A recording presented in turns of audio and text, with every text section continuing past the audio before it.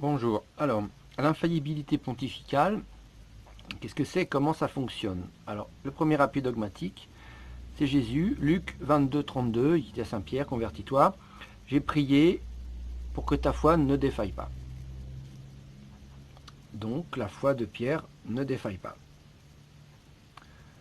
Il y a le magistère extraordinaire du pape, dans lequel il est infaillible.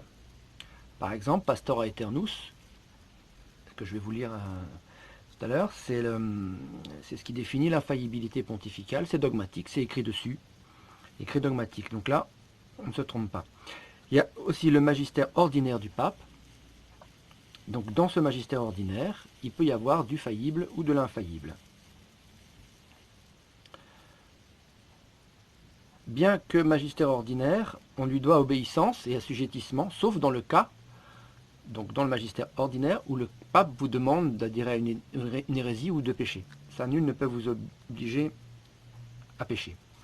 Donc ce cas-là, on doit désobéir. On doit obéir au dogmatique du magistère extraordinaire et refuser d'obéir seulement dans ces cas-là au magistère ordinaire. On a des exemples, par exemple Catherine de Sienne, Sainte Catherine de Sienne, qui reprenait, donc on peut reprendre le pape dans ce cas-là, pas le simple fidèle, mais elle était religieuse, et elle a repris donc les papes d'Avignon, disant Saint-Père, faut pas être à Avignon, il faut revenir à Rome, enfin bon, donc on peut le faire.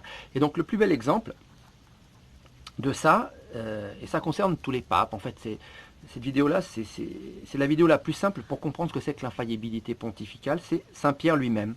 Donc dans Galates 2,14, Saint Paul a repris Saint Pierre qui judaïsait. Donc Saint Pierre se trompait dans son magistère ordinaire. Hein, je précise bien, ça ne touche pas l'infaillibilité pontificale. Donc ça, c'est bien la preuve, noir sur blanc, que le pape est infaillible dans ce qu'il dit, mais pas dans ce qu'il fait. Saint Pierre, le pape, le premier pape, lorsqu'il judaïsait, ça ne touche pas l'infaillibilité pontificale. Il n'a pas défini une nouvelle fois quelque chose de nouveau du haut de la chair de Pierre. Il s'est simplement trompé dans son magistère ordinaire, il a fait une erreur et il a été repris par Saint Paul. Ça, c'est le meilleur exemple que le pape est infaillible dans ce qu'il dit, mais pas dans ce qu'il fait. Donc, je vais vous lire Pastora Aeternus. Je mettrai tout dans les liens. Donc, le pontife romain, donc ça c'est dogmatique, lorsqu'il parle ex cathedra, c'est-à-dire lorsque, remplissant sa charge de pasteur et de docteur de tous les chrétiens, il définit, en vertu de sa suprême autorité apostolique, qu'une doctrine sur la foi et les mœurs doit être tenue par toute l'Église, jouie par l'assistance divine à lui promise dans la personne de Saint Pierre, de cette infaillibilité dont le divin Rédempteur a voulu que fût pourvue son Église, lorsqu'elle définit la doctrine sur la foi et les mœurs. Par conséquent, ces définitions du pontife romain sont irréformables par elles-mêmes et non en vertu du consentement de l'Église. Si quelqu'un, ce qu'à Dieu ne plaise, avait la présomption de contredire notre définition, qu'il soit anathème. Donc c'est comme ça que ça fonctionne. Donc, quand vous êtes dans le magistère extraordinaire, c'est dogmatique.